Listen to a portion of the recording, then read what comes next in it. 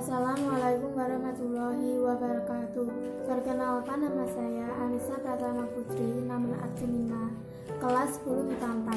Di sini saya akan membahas tentang hakikat ilmu kimia. Hakikat ilmu kimia adalah bahwa benda itu bisa mengalami perubahan bentuk maupun susunan partikelnya menjadi bentuk yang lain, sehingga terjadi deformasi. Perubahan letak susunan ini mempengaruhi sifat-sifat yang berbeda dengan wujud yang semula. Pengertian kimia. Kimia adalah ilmu yang mempelajari mengenai komposisi, struktur, dan sifat zat atau materi dari skala atom hingga molekul, serta perubahan atau transformasi, serta interaksi mereka untuk membentuk materi yang ditemukan sehari-hari. Ruang lingkup ilmu kimia. Secara singkat, ilmu kimia adalah ilmu rekayasa materi, yaitu mengubah suatu materi menjadi materi yang lain. Secara lengkap, ilmu kimia adalah ilmu yang mempelajari tentang A. Susunan materi, mencakup komponen-komponen pembentuk materi dan perbandingan tiap komponen tersebut. B. Struktur materi, mencakup struktur partikel-partikel penyusun suatu materi atau menggambarkan bagaimana atom-atom penyusun materi tersebut saling berkaitan. C. Sifat materi, mencakup sifat fisik dan sifat kimia.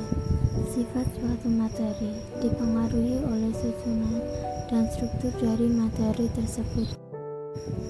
D. Perubahan materi, meliputi perubahan fisik atau fisika dan perubahan kimia. E. Energi yang menyertai perubahan materi, menyangkut banyaknya energi yang menyertai sejumlah materi dan asal-usul energi itu. Cabang-cabang ilmu kimia. Cabang ilmu kimia terbagi atas beberapa jenis, yaitu A. Kimia analitik adalah analisis cuplikan bahan untuk memperoleh pemahaman tentang susunan kimia dan strukturnya. Kimia analitik melibatkan metode eksperimen standar dalam kimia. B. Biokimia. Biokimia mempelajari senyawa kimia, reaksi kimia, dan interaksi kimia yang terjadi dalam organisme hidup. Biokimia dan kimia organik berhubungan sangat erat, seperti dalam kimia medisinal atau neurokimia. C. Kimia anorganik, mengkaji sifat-sifat dan reaksi senyawa anorganik. Perbedaan antara bidang organik dan anorganik tidaklah mutlak dan banyak terdapat tumpang tindih. D. Kimia organik, mengkaji struktur, sifat, komposisi, mekanisme, dan reaksi senyawa organik. E. Kimia fisik, mengkaji dasar fisik sistem dan proses kimia, khususnya energetika dan dinamika sistem dan proses tersebut. F. Kimia teori adalah studi kimia melalui penjabaran teori dasar. Kimia teori memiliki banyak tumpang tindih dengan fisika benda kondensi dan fisika molekuler. G. Kimia nuklir, mengkaji bagaimana partikel subatom bergabung dan membentuk inti. Manfaat mempelajari ilmu kimia.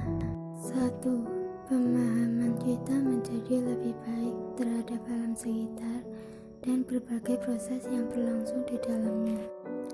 2.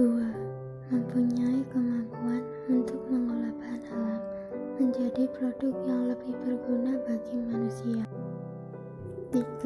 Membantu kita dalam rangka pembentukan sikap. Metode ilmiah. Metode ilmiah adalah metode sains yang menggunakan langkah-langkah ilmiah dan rasional untuk mengungkapkan suatu permasalahan yang muncul dalam pikiran kita. Tahap-tahap operasional dalam metode ilmiah. 1. Pengamatan atau observasi. Pengamatan dapat dilakukan secara kualitatif atau kuantitatif. Pengamatan kuantitatif disebut juga pengukuran. 2. Mencari pola hasil pengamatan. Proses ini sering melahirkan rumusan berupa hukum alam. Hukum alam merupakan suatu pernyataan yang mengungkapkan perilaku umum suatu objek atau gejala yang diamati. 3. Perumusan teori. Suatu teori terdiri atas sejumlah asumsi sebagai pijakan untuk menerangkan perilaku materi yang diamati. 4. Pengujian teori. Teori harus disempurnakan melalui percobaan dengan cara menyempurnakan baik metode maupun peralatan yang digunakan. Metode ilmiah merupakan landasan dalam penyusunan suatu teori. Suatu teori harus dapat dibuktikan kebenarannya berdasarkan pengamatan. Apabila bukti empiris tidak sesuai dengan teori yang disusun, maka harus dilakukan percobaan ulang dan disusun teori baru yang dapat dimanfaatkan untuk kesejahteraan manusia.